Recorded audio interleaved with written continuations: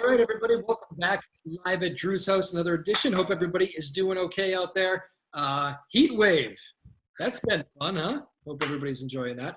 We're going to get right to my guest today because they're loaded up and ready to go. I can already hear some muttering about the heat wave. Maybe we'll start there. I'm very excited about this. So we've had a lot of musicians on from the New England Musicians Relief Fund. We've done that story. I'm bringing in a couple of great ones right here. Hello, guys. How you doing? Hello, how you doing, Drew? Hello. Mari Black, how we doing? Doing great. Excellent. I heard some muttering when I said heat wave.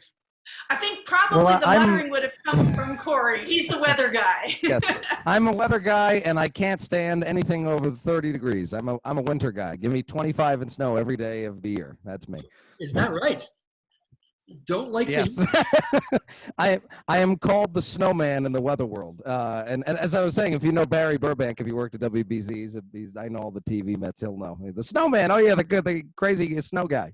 Yeah, yes, Barry, I'd do a concert in the snow. Probably wouldn't do well. Barry is fantastic. I haven't seen him since he retired. He's been he lives close to me. I'm coming to you from Danvers. He's in like Boxford, not far from me. Where are you two, by the way? I was like starting there. I'm in Cambridge, Massachusetts. I actually live about 6 blocks from where we're going to do this concert tomorrow night. So it's like the epicenter. If it's raining at my house, it's raining at the stage. If it's sunny here, it's sunny there. real time weather. Excellent. Corey, where are you? I am a Rhode Islander. I'm a fake Bostonian, you know.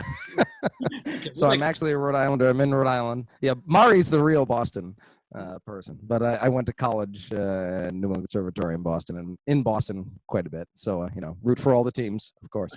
Very good. You can get it once you say that. You're good. Mari, let's start with you. Let's talk a little bit. Minus last night. Mari, Wednesday. So tomorrow night we got this big show. It benefits a great cause, one that we've kind of featured here quite a few times. Tell me a little bit about what goes down tomorrow night. Oh my gosh, I'm so excited. It is my first concert back since March 2020. And yeah, I'm so excited. And the last time I played live was, my trio was on tour, and March 13th was our last show. It was not supposed to be, and we were down in Pennsylvania and pulled up stakes and flew back to Boston, and I've spent every day since imagining what the first concert back is going to be. So it had to be special. The best way to make it special is to involve as many cool people as possible. So what tomorrow night is Corey and I are going to play our show Unscripted, which is improvised music or improvisation-based music from all over the world. Everything from jazz, fiddling, klezmer, ragtime, tango, you name it, it's on the program. And we get to do it at this amazing place, Starlight Square in Cambridge, which is an outdoor venue built in response to the pandemic. They said we can't go indoors, we'll do things outdoors. So it's open to the sky, and the wind comes through the walls. It's great. And then, of course, NEMRF is our partner there. We're doing this concert to support them and help raise funds for their organization. Both Corey and I received grants from them and are so grateful. So that's the way to bring as many people in for as cool a night as possible. Maybe not cool weather-wise, but cool in every other way. Awesome. Mari, so you play the fiddle, as you just saw on the album cover. Corey held it up. Corey, you're accordion. There's the real one. You just pulled out an actual fiddle. Does that happen often? Yeah, well, this is my practice station. I actually have my Zoom perched on my piano, so. Very good. That's somebody who's been used to the virtual life, unfortunately. Oh yes, I have one here. Jazz flute. Corey, how about you? What's it been like here with the world shut down? I'm sure you guys remember that day when everything stopped and you're like, whoa, this is rough. What was that feeling like? I remember I was actually at a conference. The last trip I had done before the pandemic, I was at a conference on Monday of all things in Naples, Florida, and that was the first day the stock market crashed. And we're all there with these hedge fund people to medical people. It was people from all over. I was the only musician there, but we're all looking at each other like, "Are we in for something bad?" And we had all these highly intelligent people, and they had no idea either. But I remember the night was probably when Rudy Gobert got it on the Utah Jazz. That's what really spiraled everything out of control. By the next day, we were like, oh, we're in trouble.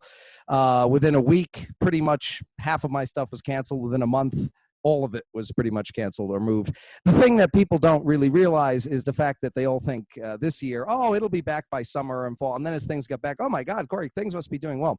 They don't realize most festivals and concerts that professional musicians play, they had to cancel months ago because they have contracts to the hotel or the venue or the outdoor place that these places are, and they can't afford to take a chance. I mean, I had a festival in October cancel in March, and you'd think, oh, there's enough time to get it back. No, there isn't. The contract is out. They have to wait till next year. So a lot of the events that I do, and especially in terms of finance, the big festivals I do, July, August, September, they were already canceled, and they can't come back till next year. Not unless you're, Taylor Swift or someone really famous, can they put on a concert and have all the tickets sell out in one night. So it's going to be a while before musicians get back to normal, even though the world is, at least in the United States, is almost back to normal. So that's what people have to think of. And the tough part for me is most of my career is based on connections. It's pretty much all based on connections. And when you don't do gigs and festivals, and whether it's corporate events or private events or especially conferences for that long, you don't know. It's like when you lose a wallet. Okay, I lost a wallet, not too bad. But when you don't know what you lost in the wallet, that's the tough thing. And that's the past year and a half, is I don't know who I would have met at said event that would have by now spawned into who knows what. So but everybody's in the same boat, so you can't complain. I like that analogy. How often do you lose your wallet? I feel like that might be an often thing. Actually, no. Actually, for the longest time, I've had the phone and wallet thing together. So because I know I will have less chance of losing that. So I've been doing that for long. I remember when everyone said, "Why do you have this huge thing next to you?" I said, "Because I want the wallet and phone together." Now everybody does that, but I was the weird guy at the beginning because I know I'll lose the wallet. Yeah. Mari, how about you? Give me that experience when everything shut down, because it is fascinating to hear these musicians speak about this. Yeah, I think I'm still going to be processing that moment, and like the moment for my trio was really 24 hours. And Corey and I had just released our CD, finished doing that, and then I had a tour in the Mid-Atlantic with my trio. And it was a 2-week tour, and the first week was pretty much normal. And then we had a little break. The Tuesday and Wednesday we didn't have shows, and we were moving states. And when we left Virginia Tuesday morning, everything was just kind of rumblings, like, oh, is everybody hearing about this? Oh, there are only 2 cases in Virginia, we're probably fine. And it was like a thing that you talked about over dinner, because it was interesting, right? And by the time we got back to Maryland on Tuesday night, everything was shutting down. And my next 2 months were going to be mostly on the road, and those were folding. But my trio still had 4 shows left to play, and we were in touch with those organizers, and it was kind of a venue by venue decision at that point, and everybody was trying to hold out and make it happen. And a lot of them weren't sure, but our last show ended up being Friday the 13th, go figure, Friday, March 13th. And we were supposed to play the Philadelphia Folk Song Society in Philly, and there was what was then considered a big outbreak of cases 2 miles from that venue. And so I was on the phone with that organizer, Justin Nordell, who runs the Philly Folk Song Society, and he's amazing. And we were talking pretty much all night, Thursday night, like at 3 in the morning, we're on the phone, nobody slept. What are we gonna do? How do we do this safely? Do we, check zip codes at the door? That seemed weird, And so what we ended up realizing is we gotta do this thing virtual. Now, the venue was not equipped to do this. I hadn't done it. Justin hadn't done it. Justin stayed up what remained of Thursday night and Friday morning and rigged the Philly Folk Song Society out to broadcast live. And we put it out on Facebook, and we said, the show's still happening, but it's all virtual. And so anybody in the world tune in. And we cobbled this thing together, and we drove up to Philly, and it was just my trio and Justin and Molly, his second in command, and 2 really fantastic crew guys, video and sound, who made it happen. And it was the last night that I played real music with real people. And we all knew it was the last. By that point, everybody knew this was it. Take a big breath, we're going underwater. And it was the most magical night, because we just sat in front of these cameras and we laughed and we told jokes. We played stuff we shouldn't be playing. We said stuff we would never say on a normal stage. There were people tuned in from all over the world. We like to call it the first live stream because everybody else was still shutting down. And in between, we were trying to be on the phone with Southwest to say, can we get back to Boston? And we couldn't get through. So we're like, okay, we'll just play music and we have to enjoy this because this is it. And it was. Corey, are there any nerves about getting back out and playing? I've talked with musicians who are much older than you guys, who have spent decades, more than you on stage, that they don't even remember not being on a stage. And they have told me getting back on has been like, can I still do this? Like they had that first applause was like, okay, that's a huge relief. On my end, I can say absolutely not at all. I can't wait to get back on. It's just like riding a bike for me. I mean, I haven't done too much in the way of live streaming. I've kept that pretty much at a minimum so that when I start playing again, it'll be like, God, we haven't seen Corey play in a long time. So there's more of a marketability for it. But no, I've done kind of enough little playing here and there. Just played with a drummer here and there, played with another saxophone friend of mine. So just to keep my chops up. Really the hardest thing for musicians is making sure that you come out of the pandemic at least as good as a musician as you were before, and ideally even better. But I you know, the thing is, some musicians, it could be a problem. You don't want to come out with less skills than you went into it. You definitely want to come out more. We've already seen some stories like that of some big name acts who I won't say who, but some of those festivals that have already happened, a couple of guys said, I'm very sorry, my voice isn't back yet. We'll see you next time. I've been just trying to pull out old classical pieces that I used to play when I was 14, 15, relearn, get them in my, just really trying to push the limit. Because when in the heck are we ever going to have, hopefully not, this much time, this much free time in our life again? And there's been enough time to get back to a lot of hobbies that I haven't been able to, do for a while, and still do lots of music stuff. So I've tried to see it as a positive in that way, for sure. Let me ask it a different way though. How beautiful will it be to like hear that first applause of like real people as opposed to oh my God, one guy Zoom clapping. I am done with the Zoom clapping. I think we're all done with that. You just hear. Yeah, it's like a sad bar. Mari, how about you? Let me phrase those same two questions for you. Is there any anxiousness about getting back out there? Well, I think I come from the group of musicians that did not really enjoy your free time. It's been all hustle every second. I've been busier this year, just trying to, be inventive and keep things going and moving forward than I ever would be otherwise, because we've had to invent totally new systems that, a lot of us never imagined. I mean, who envisioned a Zoom concert like that? I was teaching on Zoom before the pandemic, right? I would teach these workshops online, and my registration email that I used to send people who signed up had a whole paragraph explaining what Zoom was. Mm-hmm. And I sent that out in January of 2020 and had to explain to people what Zoom was. Like, can we even imagine that right now? So I had a big advantage that I was at least doing a little bit of that, but it's been so much of a busy year. And, like Corey said, the big thing is everybody always knew all year that there was going to be the day that we come back, right? And you got to be ready for that. So I certainly have put a lot of practice in. I'm in the best musical shape I've ever been in my life, and that is saying something, and it's really cool to feel that way. But, just playing your instrument is a small fraction of the job. Right? The job, right. Your job as a performer, I always talk about, we're not performers, we're magicians. Because I don't know about anybody watching this. When I go to a show, I'm going because I desperately need something. I need an escape. I need somebody to absolutely rock my world. And that's your job when you're on stage, is to give a bunch of strangers the thing that they need so desperately without getting to know exactly what that is. And that, it's different for everybody. And I want to be of service to all of them. I really consider that my job. And that is a thing you have to practice, and you can't practice it over Zoom. So, I'm totally confident in my violin playing, and I know I can be confident in my instincts. I've spent my whole life trying to do this on stage, to deliver magic to people who need it desperately. to give back the magic that's given to me from so many stages my entire life. But you have to be really nervous. I take that responsibility, not just seriously, but sacredly.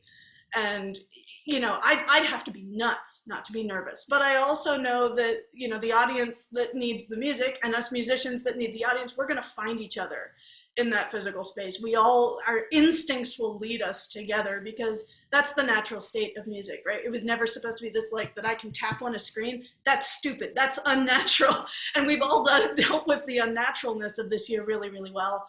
But, you know, as much as, you know, I'm confident in my violin playing, I'm nervous as heck to bring magic, but I trust our instincts as human beings. We will find each other tomorrow night. I like that you actually knocked on the screen. That's the first time that's been done here after a year and a half of shows this way. That's I do know. I don't think anybody. I mean, mine is a separate camera, so if I hit it, it would fall over. But I don't think I've seen anybody actually. No, but it's a really great reminder. I grew up with playing with musicians, all different kinds of instrumentalists, and I love working with percussionists because they talk a lot. Particularly great percussionists talk so much about physical space and gravity because they have so much of that in playing, and they're always talking about, you know, the physical space, and that's an illusion. So I do this in real life too. I will frequently, because even when there's a real stage, right? There's this invisible magical wall, like on this side is the audience, on this side is the fiddler, and that's an illusion.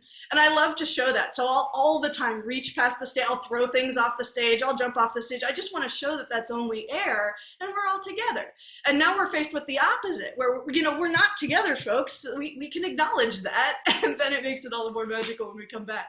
That's fantastic. I like that too. And you said, so you're not necessarily nervous about coming back with this show. You're nervous every time you go out there because it's a responsibility, and that's a good way of putting that. I like it. In fact, this show, weirdly, it is. I'll admit it here. This is the most difficult show I have ever played. I've played concertos with orchestra. I've played all over the world championships, that and the other.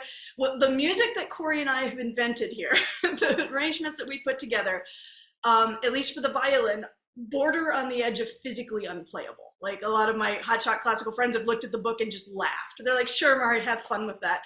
It's really, really hard, but it's thrilling, and it's so much improvisation. When we played this show in 2019 and early 2020, there's always this magical moment, right, when we get on stage right before we start the first number, and we look at each other and I think, oh my God, this is the closest to danger I'm ever going to be, because we have no idea what's going to happen. We have a rough idea, but no idea. And there are so many little points that we have to hit that we don't know how long those solo sections are going to go. We don't know what keys they're going to end up being in. We don't know what each other's going to do. There's a lot of side-by-side improvisation, so it's not even like one person accompany and somebody else make something up. So you have to be making it up and responding to what the other person is making up at the same time. And it is just so fantastically dangerous. We are so close to the eye of the wind. And the audience knows that, and they feel it, and we feel it, and it's so exciting. So in a way, it's safer than a show that would need a ton of rehearsal, because rehearsal really wouldn't help us. It's funny. Corey, do we have you nervous yet? Not he knows all this. None of it is that. I've lived in the improv world my whole. I mean, I remember getting in trouble at, like, you know, my 5th lesson, accordion lesson, as a 9-year-old, and you know, I was trying to play something that wasn't on the music. Like, no, you must play what's on the music. That's kind of why when I found jazz, I was like, oh wait, you're supposed to improvise. Oh, okay, this is for me. But I mean, you have to know what you're doing, you know, in the same way. I think, you know, some colleges, even where I went to school in NEC, the way they try to teach improv to, say, classical musicians, they just say, let's just play free. And it's like, no. You have to know everything about theory and all these other aspects before you can go into improv, because it's not just some random thing where we're playing notes. There's a reason some notes sound good and some notes sound bad. There's a whole system to it. So, you know, I look for people to play with, like Mari, that has a high, first of all, wide range of music that she can play, and knows everything about music, so that when we're improvising, I can, because there's a trust. It's very much a trust situation, that when we're playing, we're not going to play anything that's on the music, but I know where she's going to go. She trusts me. It's a very much a trust aspect of what happens and what goes on the stage. So it is loose, but it's tied down by years and years of of playing and practicing a musician. And it's great to play with people, because that is the one thing that is missing. Certainly, I was saying that we as musicians ourselves need to make sure we don't lose ability or get better. But the one thing that has not happened over the pandemic is playing with people, and that is really the most fun with music, is playing with other people. And especially, I know in the jazz world, especially, I mean, if you're not playing with people, you'll lose your time, and if you don't have a good time, forget it. And that's the case for all music. So this is great to play with someone else, because doing solo live stream, it's great. And I think musicians have realized, everybody has realized, that musicians don't really provide music. We provide an experience. And Mari, you were talking about this. We provide an experience. It's not music. And the way I would explain this in a mathematical form is that if someone, say a friend of mine who's not even that great of a musician, has a concert an hour away, I will take an hour to get ready, an hour to drive there, 2 hours of the concert, an hour hanging after, and an hour to come home. I'll think nothing to spend 6 hours to go see them. Yet if one of the best musicians on the world is having a live stream tonight, 2 songs in, you're like, oh, well, but I could just click a tab and go to YouTube and watch Art Tatum or watch, the best musicians ever. And you'll do that. It's like, why, for the best musicians in the world, it's hard to keep your attention, but you'll spend a whole day going to see someone that's, pretty good at it. It's because it's the experience. It is the experience. It's not the music necessarily. Music is a lot of aspects. It's not just the notes. So I think people are realizing this, and I'm seeing just by how our concert got sold out twice immediately, people are dying to have an experience. It's not just the notes and everything. It's the whole encompassing aspect of going out to see live music. And hopefully that will help musicians around the world, that there will be gigs and people will be dying to hire musicians to create these experiences. Yeah, well said. Corey, do you think it seems like both of you love music, you love your jobs very much. But almost everybody I've talked to would be like, I'll never take another show. I'll never take another rehearsal session with somebody, like, for granted. And I think a lot of us probably can put that into their own little blocks of life. True for you too as well? I think for me, that's the challenge, because there's a certain, all of us, when we go back to work, at a certain point, Monday's just going to be Monday.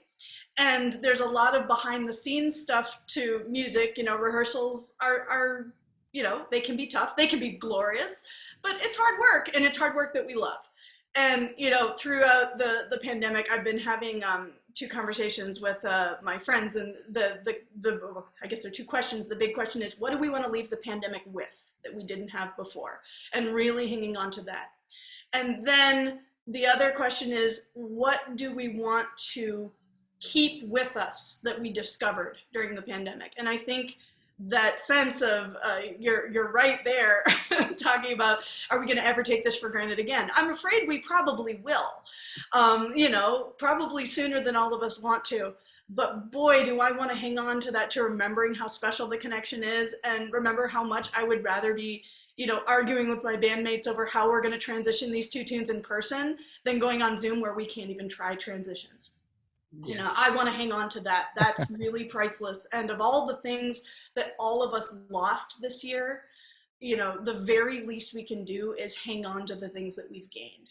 So I'm going to work really hard at that. And I'm going to fall flat on my face, because let's face it, but I'm going to keep working hard at that. I don't want to ever take it for granted. I hope I didn't in the first place, but you don't know what you have until you lose it. That was such a thoughtful, well-constructed answer. Corey, I'm sorry to have you answer that one next. He's fine, the master improviser. I mean, I had my big philosophical moment, I think, just before we're throwing all these big round. I thought you were talking about the wallet. I thought you were talking about the wallet. No. More the experience aspect. That I don't think we think of ourselves so much as experience creators, but it is kind of the case. I do like I mean, it is true though. You're completely right about the streaming thing, and you realize how it was a great outlet to have that musicians were able to do. And it was, I mean, I know it was the first thing I went to when I was looking, there was nothing to do and nobody to see. And, oh, look, my favorite artists are doing something online. You go to it and it was a nice connection, but you're just missing that live experience, and you got it right. I think also the and that will stay though. Go ahead, Corey. Oh no, I was just gonna say the live streaming aspect will stay, and it will be used as a bonus for certain events. Like even the Katati Accordion Festival. I was literally talking in 2019, the last time we had a live festival. I was like, we have to do a live stream to get more people to hear about this because it's the biggest accordion festival in North America.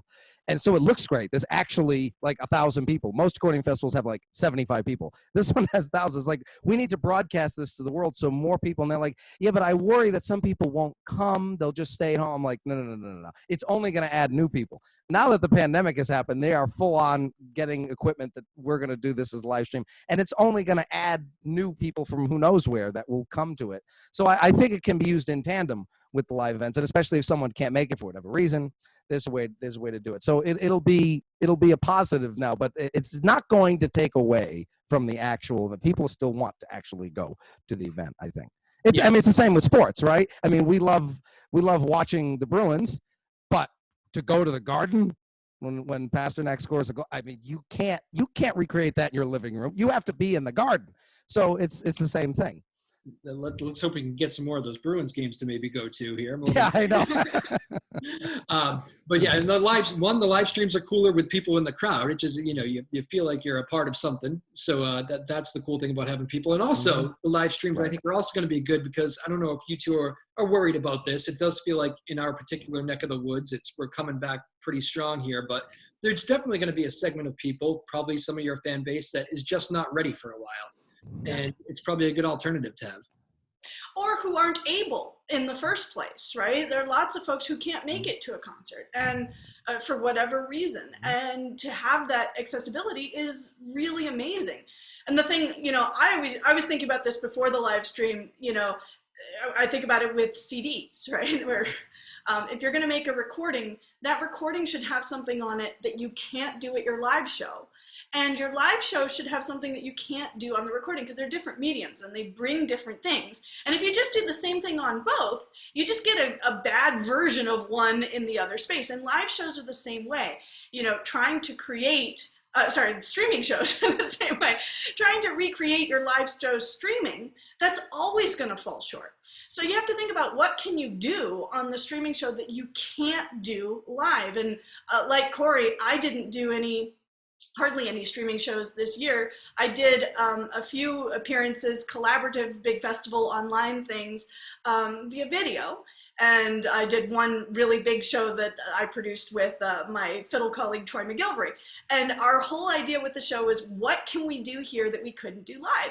So we did things like playing multiple instruments. You can't play two instruments at the same time live show. And here it's easy. You just put all the little boxes. We did slideshows of like pictures of us when we were little, things that people who know us thought were hilarious and crazy and wonderful. And we could never do that live. We filmed commercials for each other's CDs, which was like probably the most fun I had the entire pandemic. I turned his amazing new CD into like a medical commercial and, did all the shots and did it in iMovie. It was so much fun, and you don't do that live. So finding what belongs in the live stream are the things that you couldn't do live and you couldn't do on a CD. And there's lots of that. So there's lots of room for creativity, and it should totally stick around. It's going to be amazing. I'm so debating right now, Corey. We have a bunch of lot of high schoolers that will come on this show, whether they're making news in the area and that sort of thing. And I'm wondering if I have to explain what a CD is to them. You know what? I made my first CD in 2006. I said, this is the last CD I really want to make, because I knew that was the end of the CD era. That's 15 years ago. And it's like, but you still need them, because when you play at festivals and concerts, they like having, it's kind of like why records came back. It's nice to have something versus just like, oh, I got their music on. This is kind of an experience thing as well. It's cool to have the music in your ear, but the experience is you actually look at the CD, you have something, it's organized. Oh yeah, that CD. So, there's still certainly a place for them. All right, fair enough. Hey, let's do a final couple minutes here. Let's just give me the big sales pitch for anybody that wants to check this thing out tomorrow night. First time back on stage for Marie Black and Corey Pesatoro. I know you're both excited about it. What's the big sales pitch? What do you want people to know that maybe we haven't covered yet?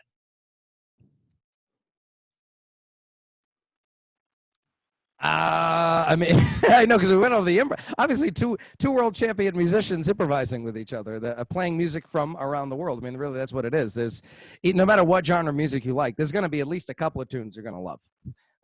So we've got it pretty much covered all around, from classical to Celtic to Italian to French to tango to, I mean, on and on and on. And you don't know what it's going to be. Do you like playing Cambridge, Corey? You're in Rhode Island. You like coming? Happy about this trip? Yeah. Oh God, of course. Boston's my city. Definitely. Especially when I go around the world. I want to say Rhode Island, Providence, they go, oh, Long Island. I go, no, that's New York. No. So I just say Boston. Boston. Oh yeah, Boston. Okay. Beautiful. Boston, So no, it's two world champion musicians, first time performing in 15 months. Live at a beautiful venue. By the way, we haven't mentioned the venue is tremendous. And that's what got us excited at the beginning. It looks like, I keep saying, it looks like a mini Coachella. The way they built it, it's tremendous. So I'm really excited to play there. And it's going to feel like a major concert. So that is the major pitch. When you just talked about that stage, Mari's just started smiling over here. She got excited just thinking about it. Yeah, it's a magical space that they've created there, and the name is perfect. They call it Starlight, and boy is it. But I think, the pitch for the concert, everything Corey said, plus the bumper sticker is, this show is always exciting, because Corey and I have explosive energy that comes from us having no idea what's going to happen. But this time it's going to be the kind of explosive energy like we've been shot out of a cannon, because we have. And speaking of the magic of live stream, the show is currently sold out. I think there are a couple of walk-in tickets that might be available. But if you want to see this, it's being live streamed. And if you physically can't fit into the venue, jump right on your computer, and we'll shoot ourselves out of a cannon onto your screen. It's fantastic. Things start at 7 o'clock. I'm assuming get there. You'd probably appreciate everybody getting in there early. Let's all get settled in. Yeah. Should be fun. I'm thrilled. If it's sold out, I don't know. I'll have a guy named Big Joe be standing at the door. Pay him a couple of Benjamins. We'll get you in there. We'll fit you in there somehow. Don't worry. That'll be shuffling into. Hopefully, we get more seats in there. That'll be great. First show back, and we're shuffling people in. That's fantastic. Unscripted, improvised music from around the world. That's it. Oh, look at that. You just you stole my idea, dang it. I don't have an accordion, so I don't get it. But I hope you guys enjoyed this. It was fun catching up with you two ahead of your big night tomorrow night. And thank you for taking the time. I know you're both busy. I do see I have like 2 more minutes in the corner. You want to do a quick rapid fire? We tend to end the show with some fun questions. Rapid fire, let's do it. Rapid fire, yes. Go. Real quick, first thing that comes to mind. Biggest musical influence, Corey first. Oh, God, musical influence. I'd probably go Chick Corea, who's also from Boston. Willie Ruff, my jazz mentor at Yale, who is so much more than a musician. He's a wizard and understander of the universe. Started kind of deep. Here's the easier one. Favorite food? Garlic bread. Probably, and pizza, but very Italian aspect. Probably garlic bread. Yeah, we'll go garlic bread. Ice cream and black beans, anything but bread. not together. Not together. Very good. Yeah, I was gonna say what. Corey, favorite pandemic activity? What's something you picked up? Oh God, I don't know about new, but I got back to finally being a big video game racer. I was always big on video game racing, which they just had at the Olympics. I didn't quite qualify, but I was always a big racer. Now it's become a thing. So getting back to my old hobbies and golfing again. I haven't golfed it forever. So Cooking things from scratch that you wouldn't normally do from scratch. Like, don't just grow your own vegetables for the salad. Make the bread that turns into the croutons and also the salad dressing. Yum. That has been the most common answer, is cooking in some form, which is fantastic. It's because it's good. Favorite venue, Corey? Favorite that I've played? Doesn't have to play. Or favorite venue you ever stepped into? Favorite venue that I've stepped into? 'Cause I played the White House, so it's hard to beat that. But or even the Let's Make a Deal thing. That was the first time I was on national TV, so maybe I'd go with that one. I don't know. That one I have to think of. There's so many. You might have just answered. Mari, you might have to answer this one. Mari, what do you got? Oh, like Corey, it's really hard. I played Carnegie Hall. You can't not love that. The World Championships of Scotland, the Glenfiddich, are held in Blair Castle, the Grand Ballroom. Hard to beat that. But I think when I think of favorite, there has to be an element of surprise. Like, those are going to be great, and they are.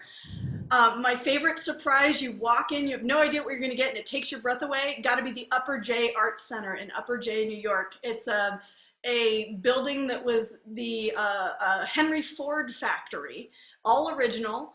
And when they bought the building and looked for comparables in the entire country, there were zero. And all wood, and the audience is all old, overstuffed armchairs, and you play by the wood stove, and it is absolutely magical. Wow. And a close second is the Coachella feel that you'll have tomorrow night. That is fantastic. That's going to be a cool venue. We haven't played there yet, so it wasn't in consideration, but it will. I can already say it will make the top 5, no problem. Very cool. It was so great to meet both of you, Mari Black, Corey Pesatoro. Thank you guys so much. This was a blast. I really enjoyed it. Can't wait to see you back on stage and doing your thing like you're made to do. Thanks, Drew. Great to talk to you. Stay cool, Corey. Thank you, Drew. Thank you. Don't let the heat get to you.